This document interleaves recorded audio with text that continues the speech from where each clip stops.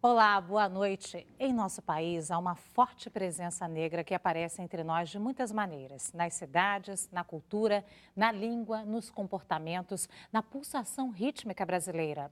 Enfim, o que seria do Brasil sem a participação dos africanos que aqui aportaram, infelizmente, em navios negreiros? Está no ar Um Abraço Negro, uma série de 5 programas sobre a situação dos afrodescendentes no Brasil. Para enriquecer as nossas reflexões sobre a Semana da Consciência Negra, nós convidamos a jornalista da Globo News e do jornal O Globo, Flávia Oliveira, que escreve com frequência sobre temas socioeconômicos como pobreza, desenvolvimento humano, desigualdade social. E o historiador Amílcar Araújo Pereira, que é professor da Universidade Federal do Rio de Janeiro e já publicou vários livros e artigos sobre a história das relações raciais, a história das culturas afro-brasileiras e sobre a formação de professores. Sejam bem-vindos os dois. Aqui é a nossa casa, tá? Pode ficar à vontade. Muito obrigada. Peço licença, então, para Por adentrar a favor. sua casa, esse terreiro, né? Nossa casa. Flávia, você é uma pessoa que se formou, se fixou no jornalismo econômico brasileiro. Como é que foi se fixar uma mulher negra no jornalismo, quando hoje a gente ainda tem uma carência grande de profissionais negros no É jornalismo? verdade. No jornalismo e na economia. E na economia né? muito mais. Na verdade. Foi acidental. No ensino médio, eu fiz uma prova, aquelas provas para escolas públicas, né? Pedro II, Escola Técnica Federal de Química, antigamente, né?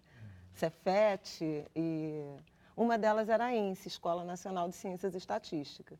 Calhou de eu passar para a ENSE. E fiz, então, um segundo grau, antigo segundo grau, um ensino médio técnico em estatística. A partir daí, isso me deu uma certa habilidade com número, não só em manusear, mas em interpretar números. Isso é muito do ofício do estatístico. Quando eu fui para a faculdade de jornalismo, era uma vantagem competitiva já minha, uma vez que, normalmente, quem vai para jornalismo não tem interesse por economia, por números. Normalmente, você vai por cultura, esportes, né? E jornalista não gosta de fazer conta Não mesmo. gosta de fazer conta, mas eu tinha essa habilidade, né? Esse atributo que herdei do ensino médio. E quando eu comecei a estagiar em jornalismo, em jornais diários, eu comecei pelo Jornal do Comércio, foi em razão dessa facilidade e nunca mais eu saí. Mas eu comecei num jornalismo econômico mais convencional, né? Cobri infraestrutura, cobri varejo, cobrir mercado financeiro, até encontrar a macroeconomia e os indicadores sociais, eu chamo de socioeconomia, que é verdadeiramente o meu jornalismo. Teve alguma dificuldade de você entrar nesse meio de jornalismo econômico? É um meio muito masculino, né, não? Não, o jornalismo econômico, ele até desde meados, o fim dos anos 80, ele é muito feminino. O jornalismo econômico é muito povoado por mulheres. Nós temos grandes jornalistas, editoras, né? Miriam Leitão, a expressão é um grande nome, né? Mulher e do jornalismo econômico.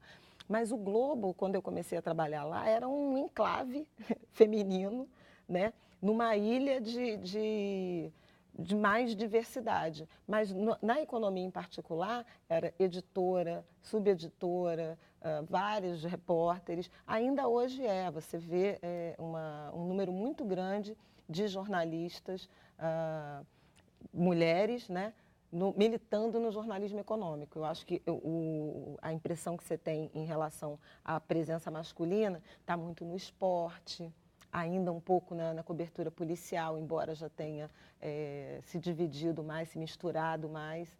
Mas a economia sempre foi lugar de mulher. E como é que foi que você conseguiu, que você entrou nesse meio? Hoje você consegue fazer jornalismo econômico, você é uma ativista também, ao mesmo tempo, né? Você denuncia muitas mazelas que acontecem, especialmente com a população negra, né? E no ramo da economia, que a gente não tinha tanta clareza disso há algum tempo. Como é que você foi caminhando? Isso foi natural? Bom, primeiro tem um pouco de história de vida, né? De ser uma mulher negra, mas enfim, uma menina negra crescida no subúrbio do Rio e ter experimentado essas desigualdades. Em várias situações, a minha vida coincide com estatísticas sobre as quais eu passei a escrever e ainda escrevo. Então, tinha essa realidade, que já é uma empatia natural, né, de você ter vivido isso, aliado a um conjunto de informações que os institutos de pesquisa brasileiros começaram a produzir do ponto de vista de recorte racial.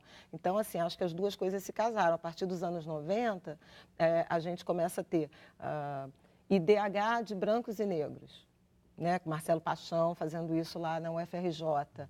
Você tem o IPEA produzindo uma quantidade muito grande de dados, de estudos, de material sobre as várias dimensões da desigualdade brasileira e também com recorte racial.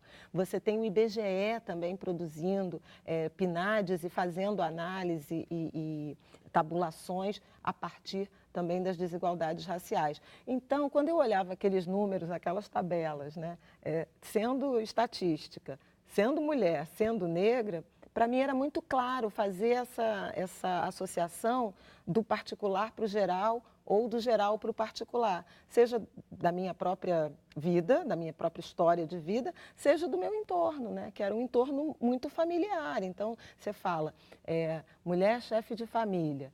Eu fui criada por uma mãe largada do marido, como se usava nos anos 70, né? Mulheres negras que criam seus filhos, tarará, vários exemplos no entorno, né? O tempo que você gasta, uma outra estatística de qualidade de vida, o tempo que você gasta para se deslocar da casa para o trabalho, do trabalho para casa, 2h30, cada vez mais aumenta a quantidade de tempo. Eu sabia exatamente o que era isso, né? Isso é um exemplo de que é necessário que haja diversidade em todos os meios, em todos os locais, né? Foi assim que eu me tornei uma ativista da diversidade. Eu gosto de falar da igualdade, da construção da igualdade, mas tem tudo a ver com isso. O fato de você transitar nesses diferentes territórios, né, te dá uma compreensão e ajuda a levar riqueza de elementos para o debate, né? O jornalismo é uma profissão um tanto elitista ainda, não tem essa diversidade.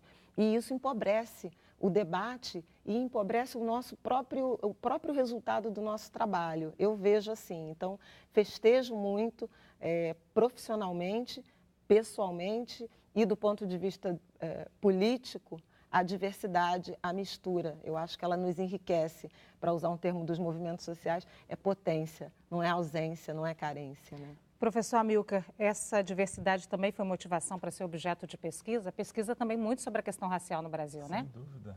E boa noite, né? Boa noite. Para começar, é um prazer estar aqui. Com certeza. Eu fui estudar história em função das minhas experiências pessoais, não tenho dúvida.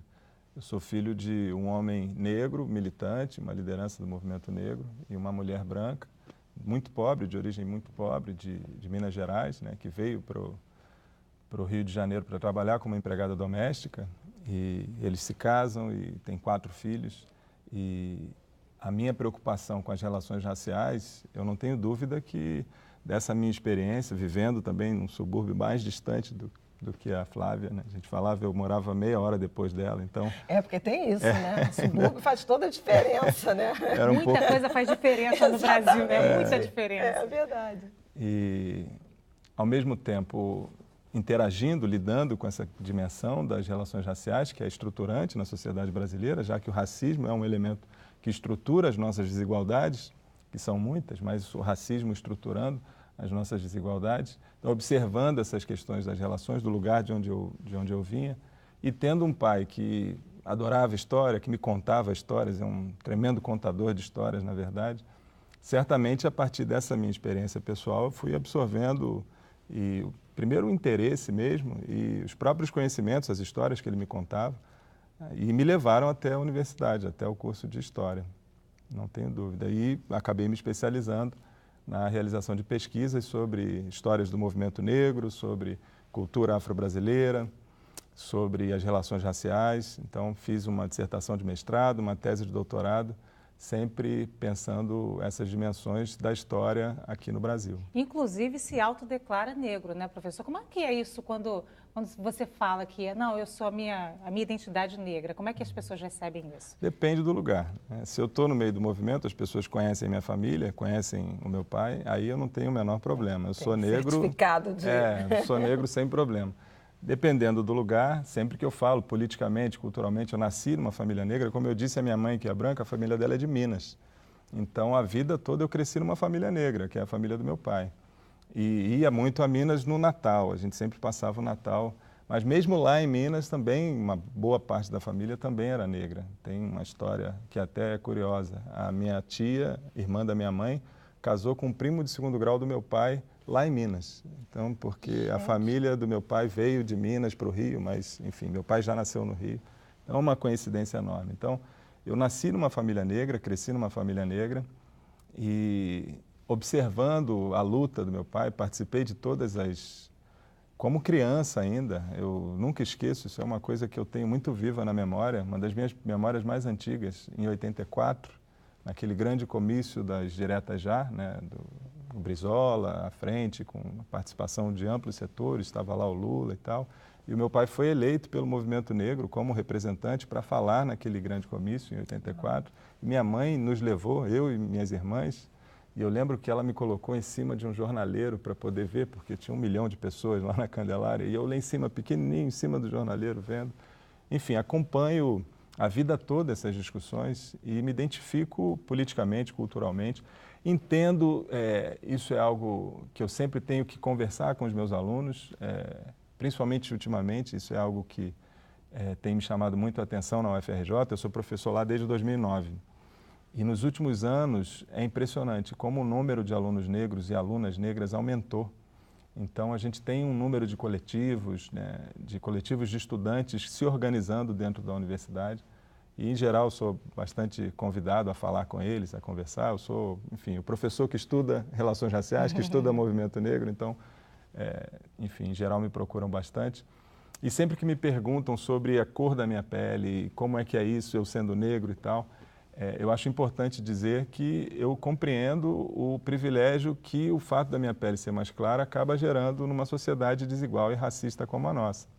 Mas isso também não de forma alguma, diminui a minha percepção das desigualdades e o meu posicionamento político, a minha atuação como cidadão e como intelectual, como professor, sempre no âmbito da luta contra o racismo. Eu vou voltar ainda, depois do intervalo, para a gente falar um pouquinho dessa coisa do colorismo e a gente explorar um pouquinho mais esse tema, tá bom? Vamos fazer um pequeno intervalo. Bom, esse papo está maravilhoso, mas agora nós vamos ouvir um pouco da música brasileira, de música negra. Quem fez um concerto especial para essa edição de Um Abraço Negro foram a banda Afro Jazz e a cantora Larissa Luz. Vamos ouvir um trecho dessa apresentação.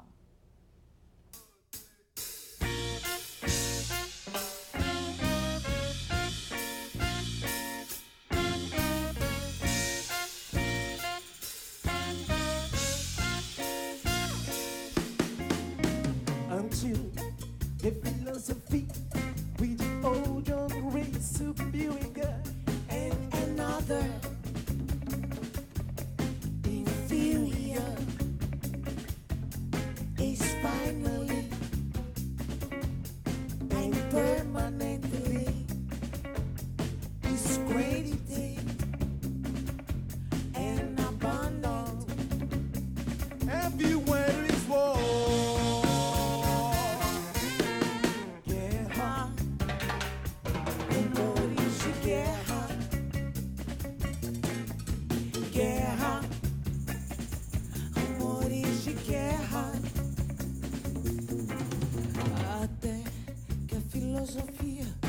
Que torna uma raça superior e outra inferior seja finalmente, permanentemente desacreditada e abandonada. Haverá guerra.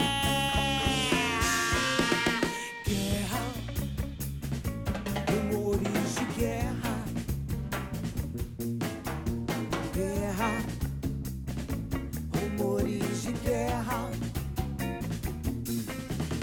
até que não haja jamais cidadãos de primeira e segunda classe de qualquer nação, até que a cor da pele de um homem não tenha maior significado que a cor dos teus olhos. Haverá guerra, rumores de guerra. That until that day, the dreams of lasting peace roar. Citizenship, Rule of international morality, remembering but a fleeting illusion to be pursued, but I never unclean. Yo, everywhere is war. Oh, guerra, oh, rumores de guerra, wonder. guerra, rumores de guerra.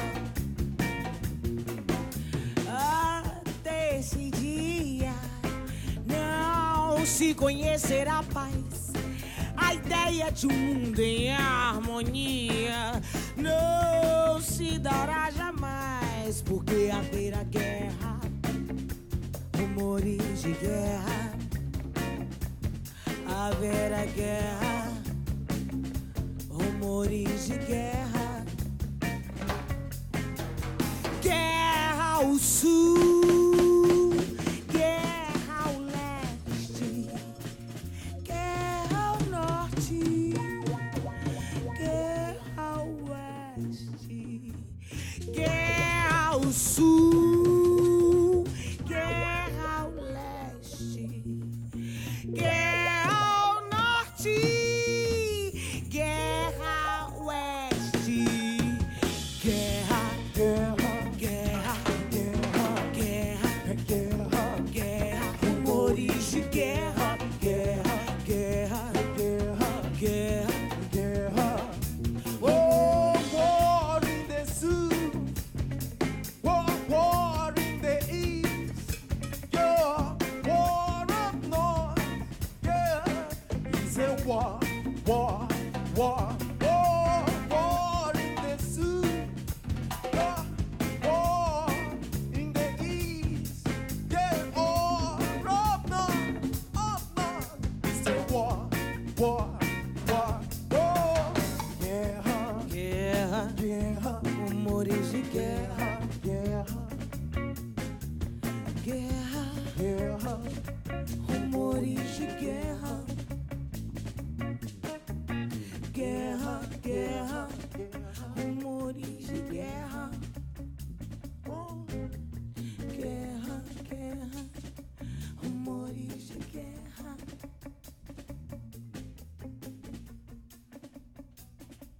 Rumores de guerra, guerra, rumores de guerra.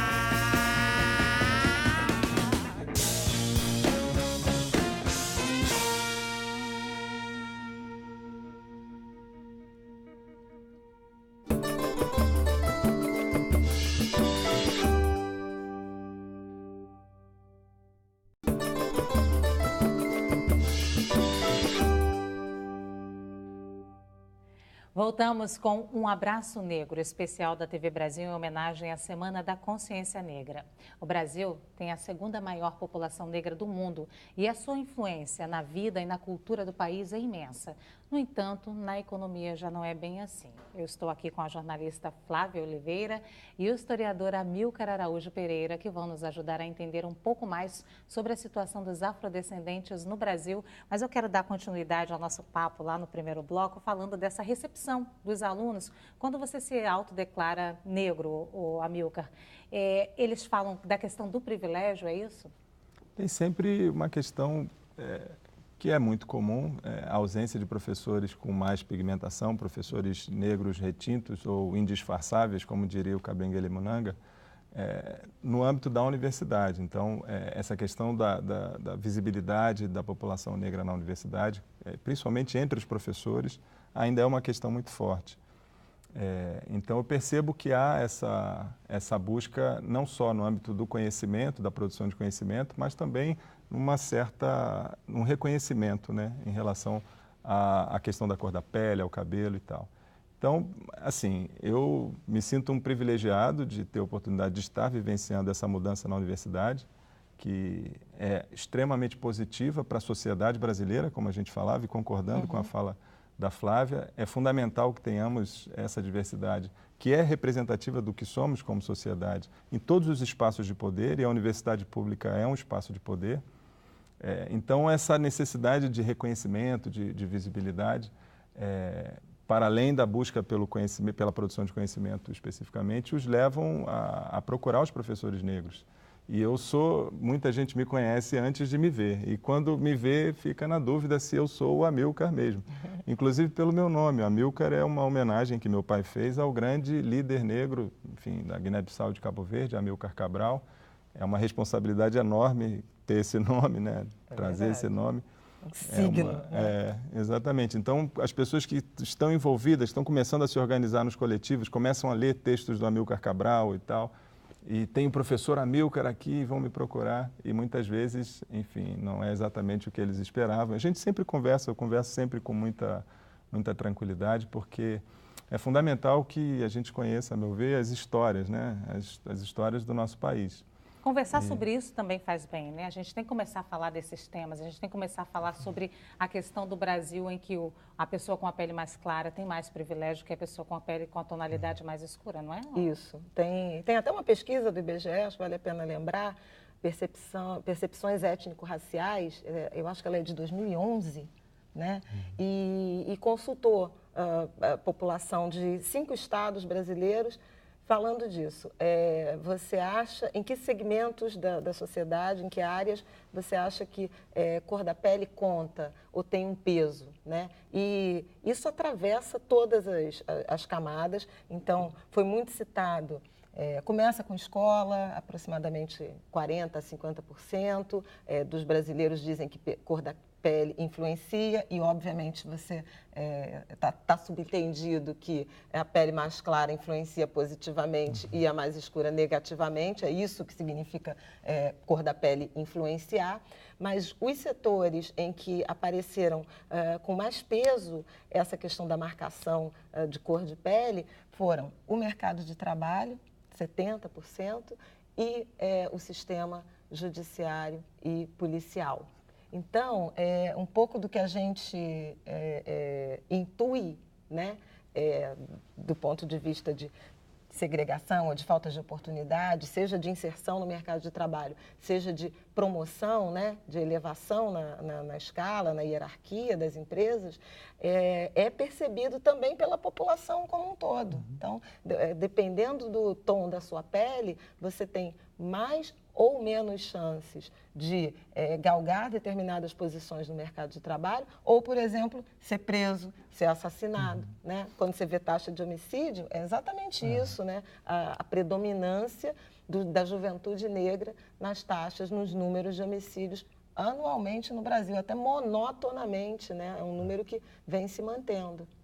Essa questão do signo racial, do fenótipo, isso depende muito do contexto onde você está inserido, obviamente, mas desde a década de 50 a gente tem estudos bem conhecidos, como do Horaci Nogueira, que faz essa distinção entre preconceito de origem nos Estados Unidos e o preconceito de cor aqui no Brasil, como a marca da cor, do fenótipo, é determinante para a discriminação aqui no Brasil. Mas depende dos espaços, né, do contexto onde... porque em muitos lugares eu sou, obviamente, não branco. Mas em outros lugares, em lugares onde a maioria da população é mais retinta, evidentemente, o indisfarçável, como diria o Cabenguele, eu sempre lembro do Cabenguele, aí eu fico mais branco, mais claro, dependendo do contexto. E as formas com que a gente lida com essas percepções também variam. Eu lembro de uma situação que me marcou muito em relação à polícia. Eu e meu pai sentados num trem, e eu era muito jovem, com uma mochila, assim, enfim, bem jovem. E meu pai já um senhor de Equeté, sentados no trem, e veio dois ou três policiais e revistaram meu pai todo e não mexeram comigo. naquele contexto de um trem, 10 horas da noite, todo mundo voltando do trabalho, só trabalhadores, ali eu era muito branco para o policial revistar. Mas em situações de poder, eu já passei por situações em que eu era uma das pessoas a falar em congresso, num congresso especificamente, foi algo que me marcou muito, e rodeado de pessoas importantes, pessoas, enfim, todas muito brancas, e naquele contexto, uma das pessoas que veio falar comigo, inclusive daquela forma que a gente, naturalizando a maldade, veio me elogiar, dizendo que eu era muito jovem, muito inteligente, e que eu não parecia, porque eu tinha uma cara de pobre. E a pessoa querendo... Um elogio. Querendo... Então, dependendo do contexto, o signo racial, eu estava falando com a Flávia, nos Estados Unidos ninguém tinha dúvida que eu era negro. Em várias situações. E em outras situações, em 2 situações que eu me recordo bem, falaram comigo em árabe. Me cumprimentaram em árabe, eu fiquei sem saber o que dizer, enfim. Mas, de fato, aqui no Brasil, a questão dos privilégios que a cor da pele mais clara te proporcionam, numa sociedade em que a maioria da população é negra, é evidente, e a gente precisa lutar contra o racismo, todos nós, a sociedade como um todo, né? Independente... Agora, a festejar, desculpa, Lu, mas a festejar é o nosso enegrecimento do ponto de vista político-ideológico. Né? Sim, cada vez mais a população brasileira se autodeclara preta e parda, numa intensidade, né? Numa velocidade também muito grande. E eu diria, da gente passar de 54% de eu não tenho dúvida população. que isso é reflexo das lutas do movimento negro historicamente no Brasil. Isso não é de hoje. Eu quero exatamente falar dessas lutas, porque falamos aqui de coletivos negros várias vezes, e a gente fala hoje, esses dias eu recebi um convite para a gente tentar remontar, reviver a Frente Negra Brasileira. Então, eu queria conversar com você, Amilcar, que tem exatamente um livro sobre isso, né? Queria que você falasse um pouquinho da Frente Negra Brasileira. Então, é uma organização que eu fico sempre impressionado, porque eu recebo os alunos lá do curso de História, em geral eles já estão no final do curso, já estudaram muita História, chegam lá por volta do 7º, 8º período, e eu tenho essa mania, sempre que eu recebo os novos alunos, eu pergunto, quem conhece a Frente Negra? Quem já ouviu falar da Frente Negra Brasileira? E, em geral, 1 ou 2 alunos levantam a mão. Já tive turmas em que ninguém nunca tinha ouvido falar.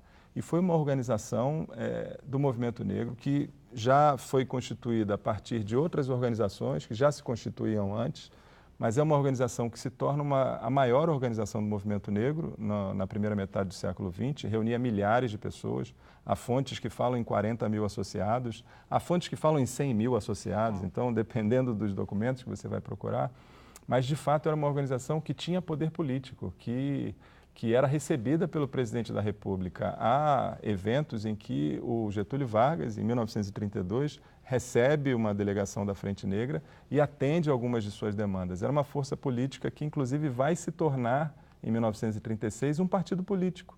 É o 2º partido político negro nas Américas, a Frente Negra Brasileira. O primeiro foi um partido de Cuba, em 1908, o Partido Independente de Cor, o Partido da Frente Negra em 1936 e só 30 anos depois que se constitui um outro partido negro nas Américas, esse todo mundo conhece, que é os Panteras Negras lá nos Estados Unidos. Essa organização chegou a servir de inspiração para a constituição da luta contra o racismo nos Estados Unidos na década de 30, muito antes do Martin Luther King, do Malcolm X, dos próprios Panteras Negras, como eu já disse. Esse desconhecimento da nossa história, Amilcar, você acha que pode ter um propósito? Não tenho dúvida disso.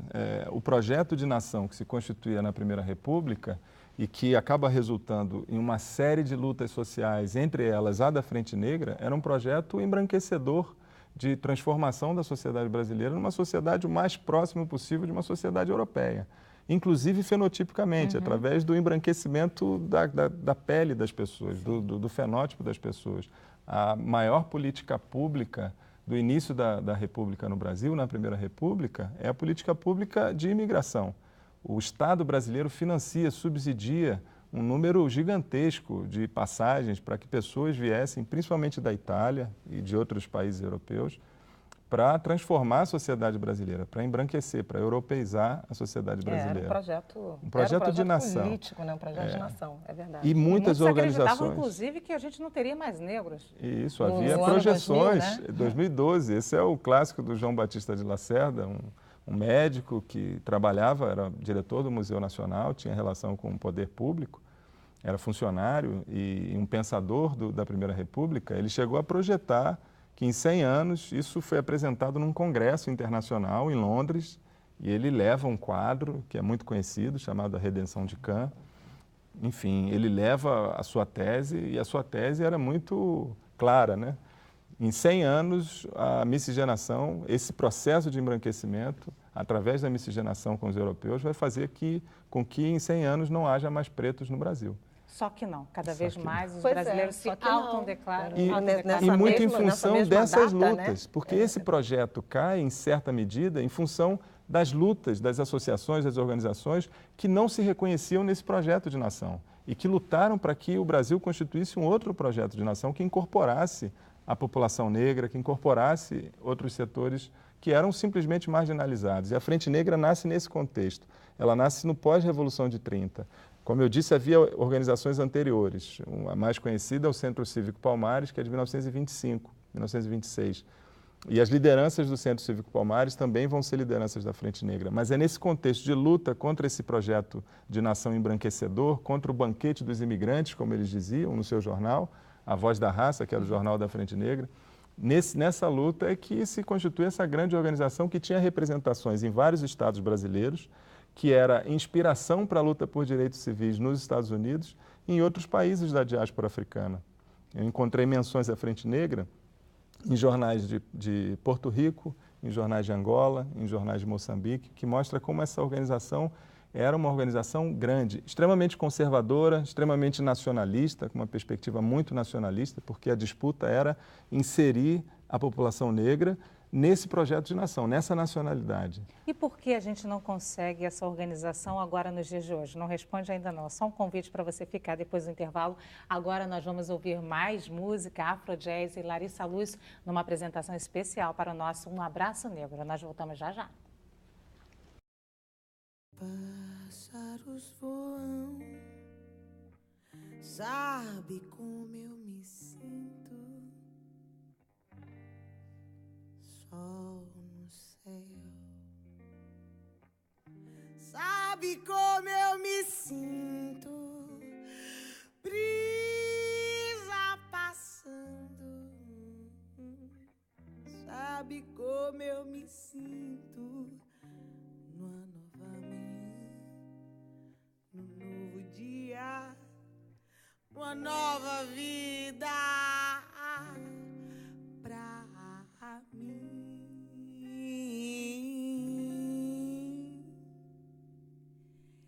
E eu me sinto bem.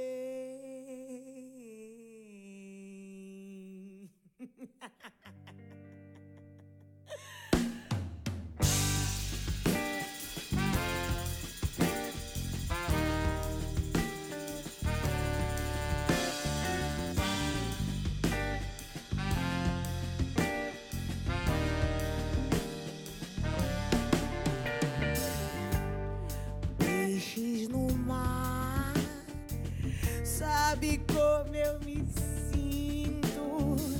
Rio correndo livre, sabe como eu me sinto? Florescer das árvores, sabe como eu me sinto?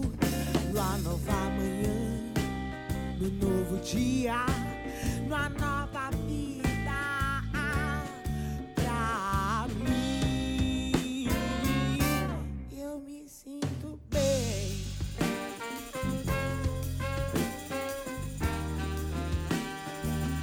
Eu me sinto bem.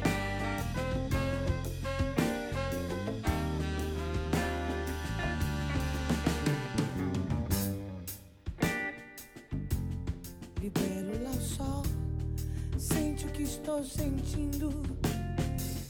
Borboletas brincando, Será que sabe do que eu sinto? Florescer das árvores. Sabe como eu me sinto?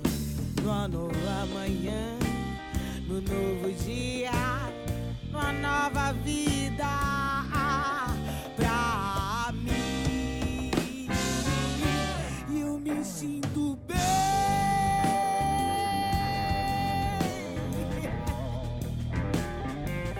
Eu me sinto bem.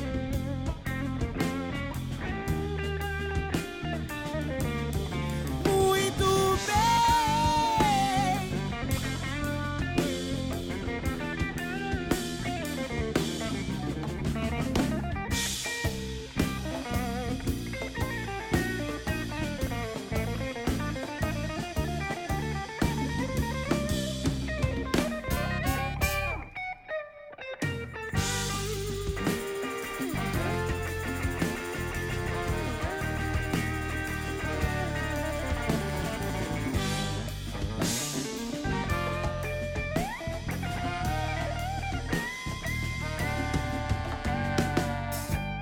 Libélula ao sol, sente o que estou sentindo.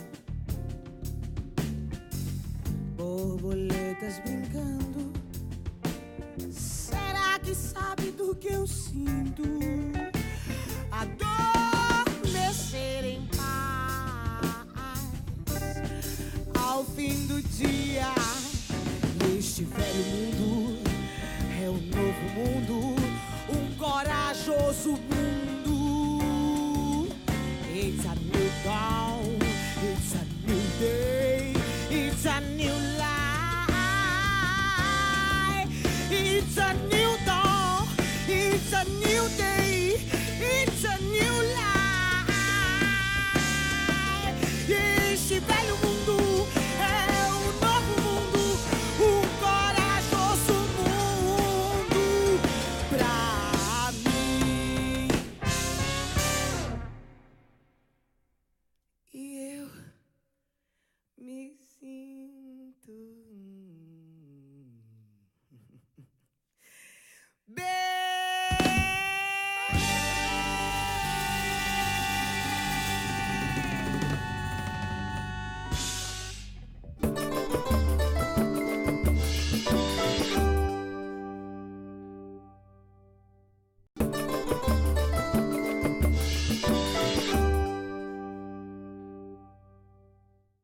Estamos de volta com o especial Um Abraço Negro, homenageando a Semana da Consciência Negra.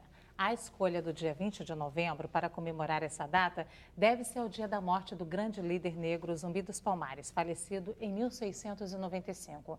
Zumbi representou, talvez mais do que ninguém, a luta dos negros brasileiros por liberdade e sua memória segue viva, inspirando novas gerações. Queria que você falasse um pouquinho, Amilcar, antes de responder aquela pergunta que eu deixei no ar no bloco anterior, queria que você falasse um pouquinho sobre o 20 de novembro, sobre essa escolha, sobre a figura do Zumbi dos Palmares, que eu sei que você estuda isso e sabe muito sobre isso. É uma data muito emblemática para as lutas por liberdade, para as lutas, inclusive por democracia. O ícone de Palmares foi utilizado na luta contra a ditadura também por organizações brancas, né? Tem uma organização muito conhecida que escolhe Palmares como... Então, é um símbolo de luta, de possibilidade de construção de uma sociedade, enfim, igualitária, de uma sociedade comunitarista, de uma sociedade em que não houvesse as hierarquias e as desigualdades com as quais nós vivemos. E foi escolhido como contraponto ao 13 de maio? Tem Exatamente. essa A proposta da criação do 20 de novembro como dia da celebração da população negra no Brasil vem do Rio Grande do Sul, um dos estados em que a população é majoritariamente branca no Brasil. Mas que tem um movimento negro muito forte, o Grupo Palmares.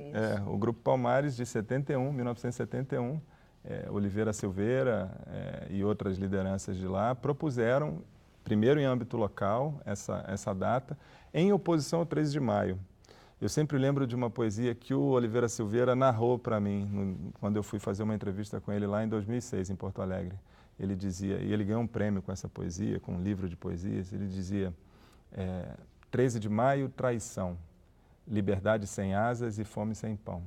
E aí começava, enfim, partia daí para a reflexão sobre o porquê de se trocar o 13 de maio pelo 20 de novembro, porque o 13 de maio representa a figura da redentora branca, a princesa que concede a abolição.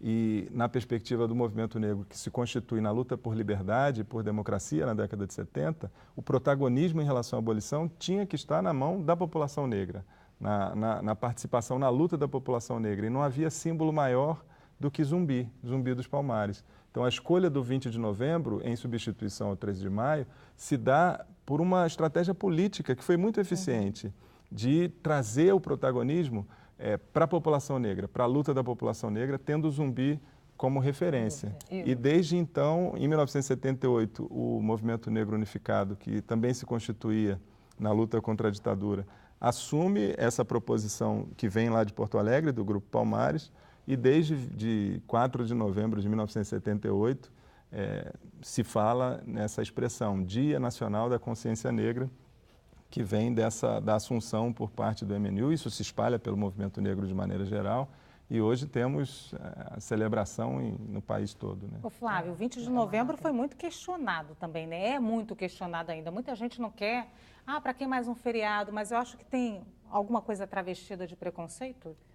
Olha, eu acho que tem uma incompreensão, né, em relação ao processo histórico. Essa aula que a Amilcar nos deu agora, ela não está posta nos bancos escolares, né? A gente não cresceu, a minha geração, por exemplo, não cresceu com intimidade com essa temática. Então, tem uma certa perplexidade.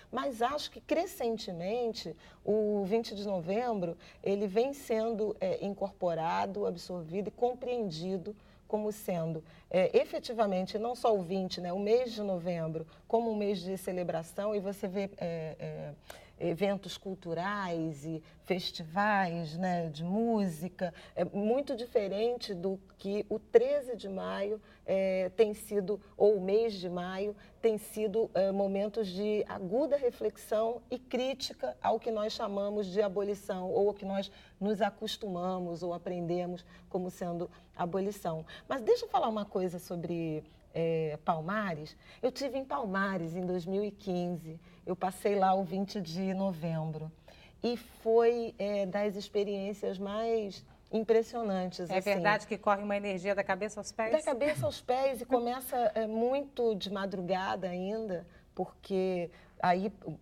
mais especificamente, os iniciados nas religiões de matriz africana, que sobem a Serra da Barriga em cortejo. Então, para chegar ao alto, né, ao platô, que é Palmares, hoje um museu, né, a céu aberto, ao amanhecer. Então, tem uma energia, uma vibração muito forte, são muitos terreiros, né, de religiões de matriz africanas, muitas rodas de capoeira, né, e você observar aquilo e pensar, né, nessa lógica da resistência, porque tem os pontos de observação em que você está num platô de uma montanha, vendo todos os caminhos, né, daquele vale. Então, o inimigo que se aproximaria, né, para a destruição daquela comunidade, a lógica da distribuição de tarefas, né, das atividades econômicas que você já citou, que eram feitas, né, de cozinhar, de produzir farinha, o lago, né, e as figuras femininas que também aparecem muito fortemente, a Qualtúnia antes, né, de Zumbi e Dandara. Então, assim, é muito forte, e o Brasil devia conhecer Palmares, devia conhecer seus quilombos. São mais de 2.000 territórios, né, em todos os estados brasileiros. Quer dizer, a resistência, ela existiu, foi disseminada, isso que a gente resume em Palmares, mas ela teve uma escala, né, muito vigorosa. E a gente precisa também reconhecer a legitimidade desses nossos povos quilombolas, remanescentes de quilombo. Eu não queria encerrar esse programa, é lógico, sem responder aquela pergunta que eu deixei lá no outro bloco no ar. Por que a gente não tem uma organização política agora, preta, falando da questão racial? Eu acho que a gente tem uma série, como eu disse também no início, a gente tem uma série de organizações e há um aumento desse reconhecimento em relação quando tem um caso de racismo na televisão, Como acontece sempre? como acontece sempre, infelizmente, há uma repercussão muito maior do que anos atrás. E há uma mobilização identitária em torno da negritude crescente, né? As pessoas se reconhecem mais como negros. O âmbito da universidade é onde eu atuo de maneira mais direta. Eu vejo cada vez mais essa identidade negra aflorando e os estudantes se organizando em torno de coletivos negros, são sempre coletivos negros. Eu entendo que há um processo caminhando que pode servir de base para a construção de organizações que tenham uma pretensão política como a Frente Negra tinha no passado. Mas os desafios... tem uma novidade nessa área específica, eu concordo inteiramente com isso, inclusive essa mobilização do movimento estudantil, que já alcança também o movimento secundarista. Isso não é trivial, porque os jovens se politizando, cada vez mais jovens, né, ainda na adolescência. Mas esse ano de 2017, ele marca o lançamento da Frente Favela Brasil, que tem uma identidade racial, embora a gente está falando de favela, de periferia, de comunidade popular, que nome que a gente dê, mas ele é, sobretudo, um movimento forjado na identidade negra. E você que acha tem que um pleito tem no TSE para se transformar em partido político. Então, esse processo está em andamento. Então, esse embrião, né, está crescendo. Infelizmente, nosso tempo é curto e a gente vai ter que encerrar essa conversa. Muitos temas para a gente desenvolver aqui, falar. Ainda bem que nós temos 5 dias, ao longo da semana inteira a gente está falando sobre essa temática e isso é muito bom. Agradeço a presença dos dois aqui. Muito obrigado, foi ótimo. Foi lindo. A realidade ainda é dura para os afrodescendentes no Brasil. Sabemos que ainda temos muito a caminhar para superarmos a herança da escravidão. E por isso não vamos ficar parados, é hora de se movimentar, cantar, dançar e promover um abraço negro em todos que nos acompanharam até agora. Uma ótima noite para você. E nosso abraço. Obrigada. Vamos abraçar. Carne mais barata do mercado era carne negra. Agora não é mais. A carne mais barata do mercado era carne negra. Agora não é mais. A carne mais barata do mercado era carne negra. Agora não é mais. A carne mais barata do mercado já foi a carne negra. Agora não é mais. Que ia de graça pro presídio e parar debaixo do plástico, que ia de graça pro subemprego e pros hospitais psiquiátricos.